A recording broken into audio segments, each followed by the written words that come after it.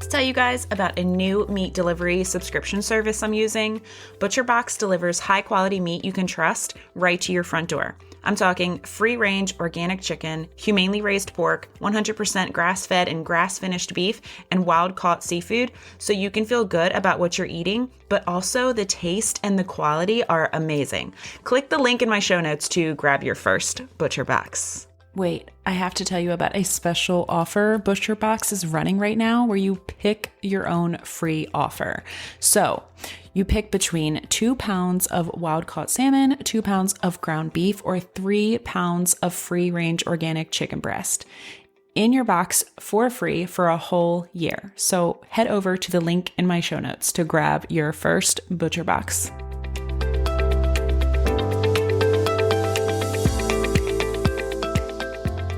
Hello, friends, and welcome to another episode of Elevate with Erica. Today, I want to shake you out of survival mode.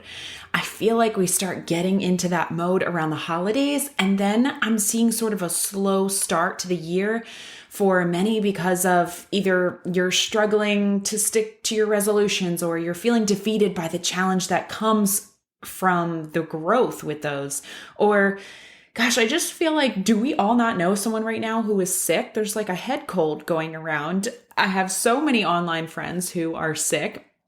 And this episode is for you. If you are in survival mode now or need some back pocket inspiration for the next time you find yourself there. When I was in the thick of my tough season late last summer, early fall, I was full on just only trying to survive each day without crying on the bathroom floor, without eating my weight in chips and dip and drinking my weight in wine or spending money that I don't have on retail therapy, and to do at least the bare minimum to get my business running so that I didn't lose that too, while also being the mom that my kids needed. And it was touch and go, y'all. Like, it was not a good look. It was full on survival mode. And if you follow me on social media, you know that I still haven't fully returned to the presence that I once had on there. I'm still trying to get into that creative space that posting regularly with purpose requires. And that's my business. Like, that's my storefront. And so that's a problem that I'm actually working on. But survival mode is not just a funny caption for a photo or a saying on a shirt or a hat or a coffee mug. It's not fun when you find yourself in a survival mode season and you're aware of it and you can't shake it off. And it's that feeling of just getting by, constantly reacting to circumstances. And in that space, you can also get this heightened awareness of the good things happening for everyone else, right? And you feel like, when am I going to catch my break? When can I just even catch my breath? It's kind of when that self-talk kicks in of, what is wrong with me? And, well, when this happens, things will be better. And after this, then this. Next month, things will get better. I just have to get through this first, and then, except the then and the when start to take way longer than you thought, right? Pushed farther and farther out. And you kind of get stuck in this cycle of only doing what it takes to survive and then wondering why you're just barely surviving and everyone else is thriving, seemingly. But today we're going to explore how to break free from that cycle and truly thrive. And that first requires us to stop bragging about being on the Hot Mess Express, right? I want us to own what being in a season like this is doing to us. Survival mode takes a toll on our mental, emotional, and physical well-being. It's no wonder you're not moving on your New Year's resolutions the way that you hoped you'd be. It's no wonder you feel exhausted. It's no wonder you're more prone to illness. It's no wonder that you're so dang tired, right? This episode, though, it's not about beating ourselves up for finding us here in this survival state, but it's more about being aware of it so that we can work to get ourselves out of it and to shake it off. That's what I want this episode to help you do today. And in the thick of my survival mode, there was a reason why I could continue showing up for my workouts. And no, it's not because it was my job. I could have told people that I had a lot going on, right? I could have gotten a pass. I had an excuse there. They would have said, you're going through a lot. Take a break. Don't be so hard on yourself, right? But I continued to show up because after 8 years of prioritizing my health, first thing in the morning, I know the impact that it has on my day. I am the proof. And so I don't question that anymore. And it's gotten me through some really challenging times already. And in that survival mode, I knew that I needed that mental shift that I get from my workouts in order to keep my business afloat and in order to be the mom that my boys needed. For me, the workouts were my life raft in that thick of that season. But that being said, we know that survival mode does not typically have great effects on us physically, right? Like it can literally give you aches and pains, and to be in that state of stress for so long, it's not good for your body. All that tension, all that stress you're carrying around, you feel the weight. You probably are also not sleeping well. I was getting horrendous sleep for a period of about 3 months. My body thought 3 a.m. was the perfect time to wake up for the day and dwell on all of my problems, all of my to-dos, all of the ways in which I was going to survive another day. But your posture, it's not even the same, right? When you're running on E. And the last thing on your mind is, I should go do a workout when you feel like you're barely afloat as it is, right? So I get that. And I want to acknowledge the effects that survival mode has on us physically so that we can understand why it's important that we make our way out of it. And that stress and tension and lack of sleep, it's also affecting your second brain too, your gut, digestive issues, more unwanted physical effects of running on E. Just trying to survive the season that you're in.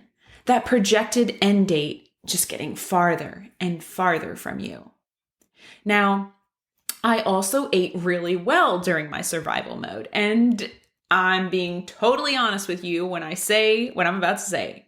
That is because it was my job. And only for that reason. The last thing I wanted to do was to eat things that were good for me. But right before life hit me hard, I had committed to doing a 30-day gut health plan with my clients. And I felt so hard about backing out. I had this great excuse, but I couldn't do that to them.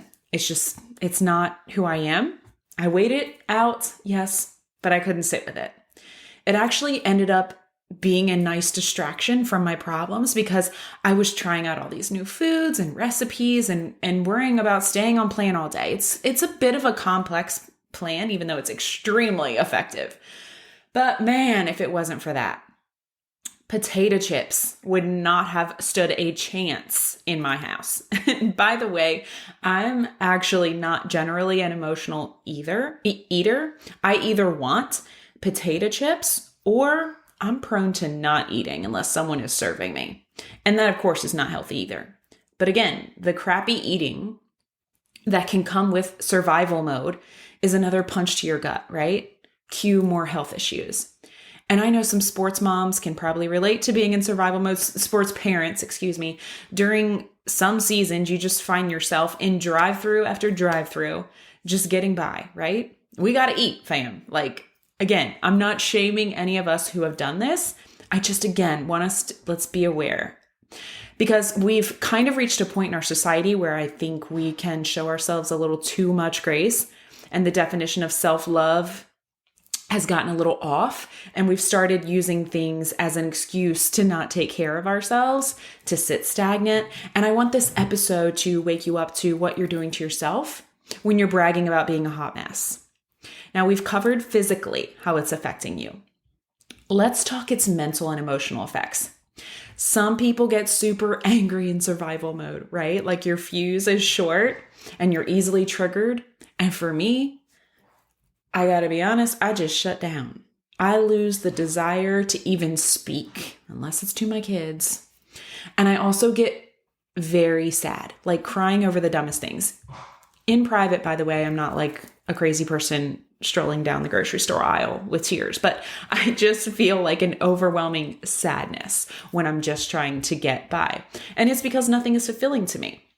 There aren't many wins when I'm running on E. I'm not thriving at anything. And we as humans need that sense of achievement, and survival mode is not going to serve that up.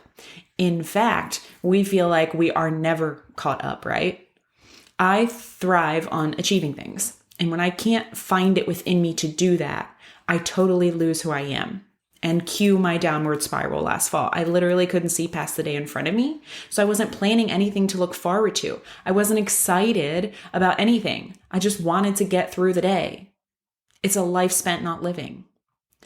And I've got all the mindset tools, right, from years of personal development work, but I just wasn't prepared for the battle I found myself in. And it led me to an extended stay in survival mode. But I want us to talk about how we can shift from that survival mindset to a thriving mindset. The moment that we take ownership of where we're at, we become aware of how it's affecting us physically, mentally, and emotionally. And then we can give ourselves the permission to do what it takes to move out of it. So let's talk about practical ways to change your perspective, embrace growth, and start envisioning a future beyond mere survival. So your mindset can be a powerful catalyst for positive change. So can we all just get into that mindset right now? I mean, after hearing all of the negative ways that it affects us, is there anyone who wants to just unpack and live in that space? Of course not, right? So just making this mindset shift with me right now that you want to do more than just survive this day, that's huge. And by the way, I just had this vision of us standing on a mountaintop together, screaming, "I want to live." A little crazy, yes, but wouldn't that feel good?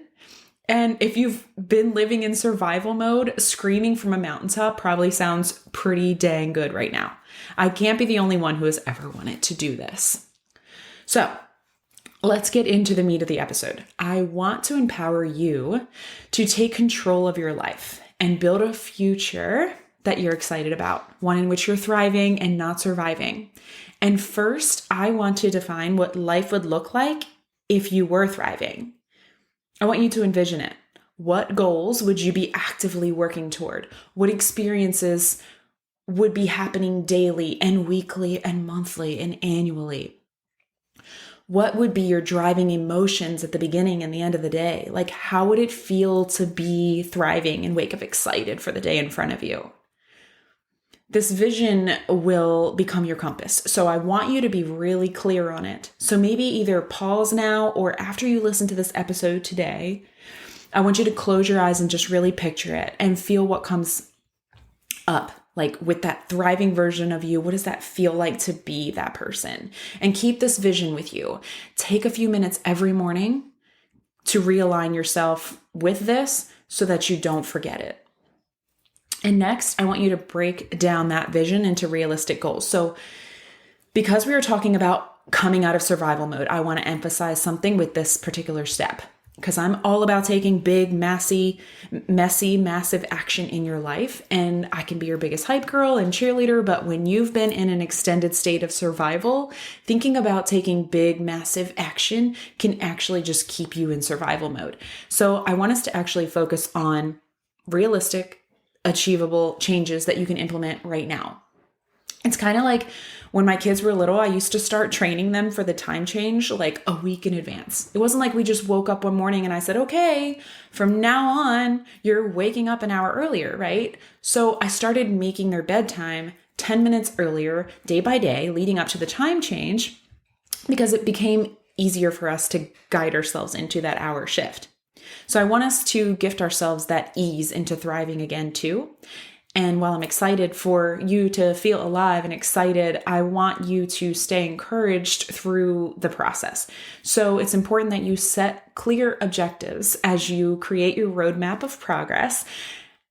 I want you to ease yourself into things that are going to be big changes in the end. If you want more time for yourself in the mornings because you feel like you're just putting out fires all day, then maybe start waking up just 5 minutes earlier and then ease into 10 minutes and then so forth. And yes, that may mean going to bed 5 or 10 minutes earlier too. Ease yourself into it. That little bit of quiet time to yourself in the morning can do so much for the energy you start the day with.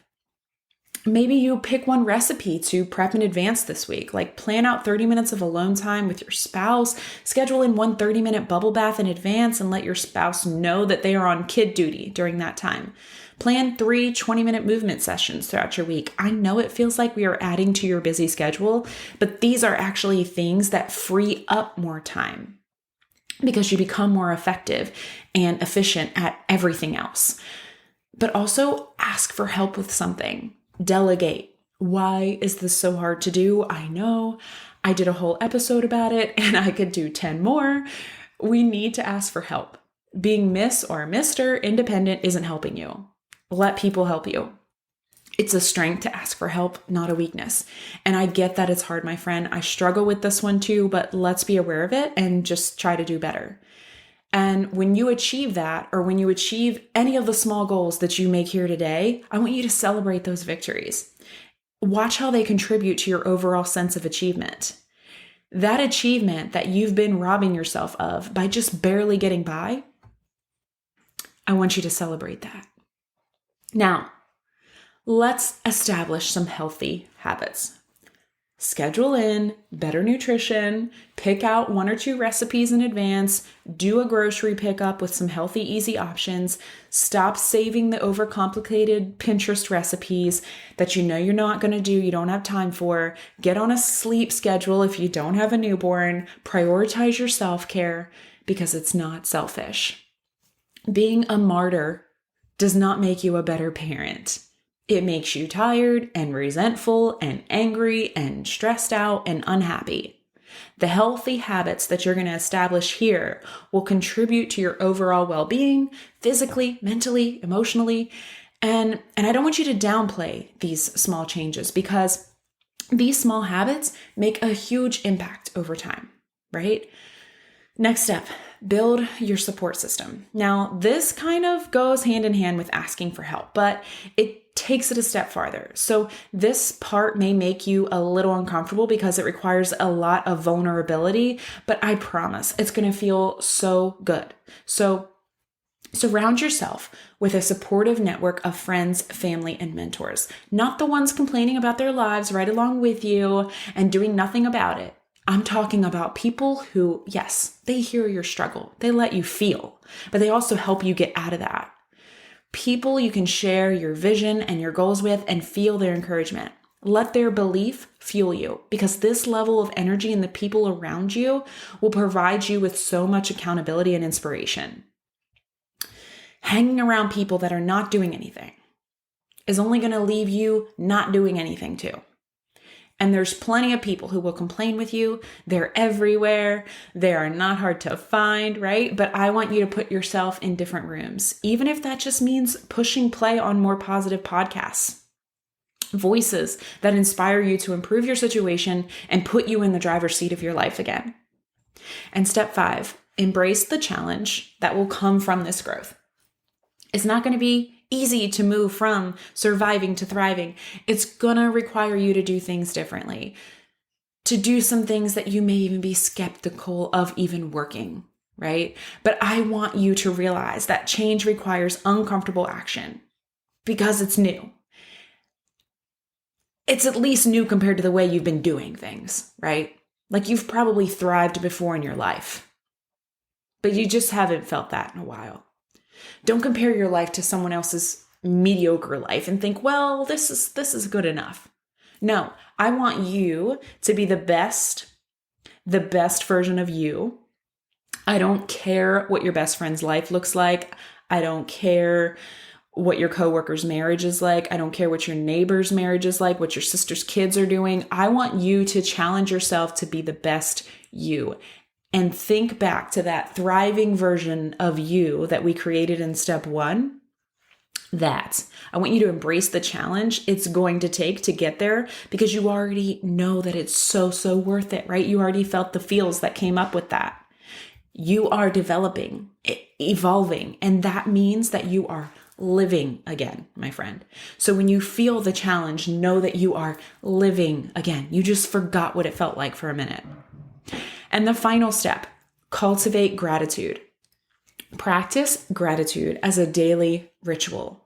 I know that you're sick of hearing it. You've heard it from every personal development guru before. Some days, all you can come up with is that you're breathing and you don't think that's good enough. And you think you need this groundbreaking thing to be grateful for. Otherwise, the practice just doesn't work for you. And I'm here to tell you that that's just not true.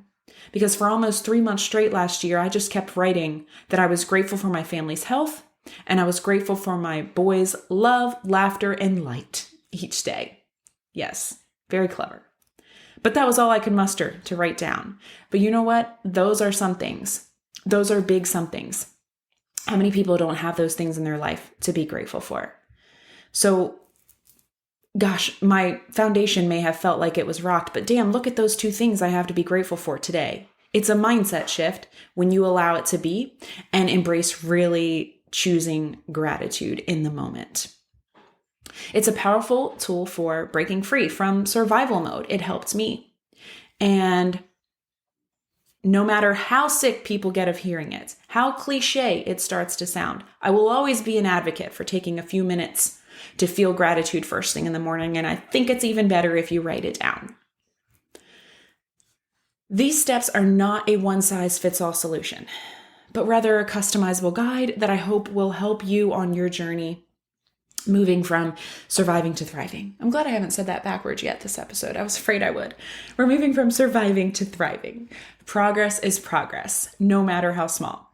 So take these steps at your own pace and embrace the transformation. I'm so excited for you, and I believe in you and your ability to bring some aliveness back into your life. And I want to hear from you. I want you to share your experiences, your tips, and your journey toward thriving beyond survival. So connect with me on social media and let's build a community that supports each other's growth, because your voice matters, and I'd love to share your story if you grant me the permission to do so. Share this episode on your social media or with a friend that you think would enjoy it too. I want you to pay this forward. This episode leaned so heavy unintentionally into the why behind the creation of my first journal, Driver's Seat Journal, which, by the way, I'm on the finishing touches of creating. I'm just picking out the 365 quotes and verses that will fill each of the days. No big deal, but it's coming, and it will be an undated 12-month guided journal so that you can start anytime during the year. And I will be announcing here as soon as it's available, and also on my social media. By the way, I have a free Instagram channel.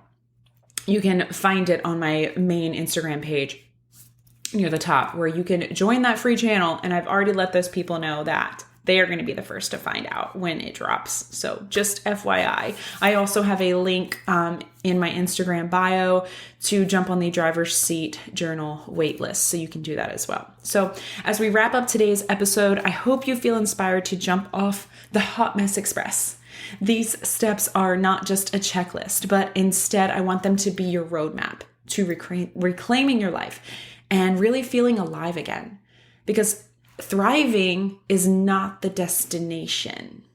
It is a state of being that I want you to get to. And you harness the power to do that. So remember, it's okay to celebrate the small victories. Every positive change you make matters. And we're not shooting for perfection, but instead for progress in a better direction. I encourage you to carry that vision you defined today with you. Remember, often the life that you want to lead, the goals that get you excited, the habits that align with the best version of you. And find that support system that's going to lift you higher and embrace the challenge that comes with growth. Thank you for joining me on Elevate with Erica today. Until next episode, friends. E.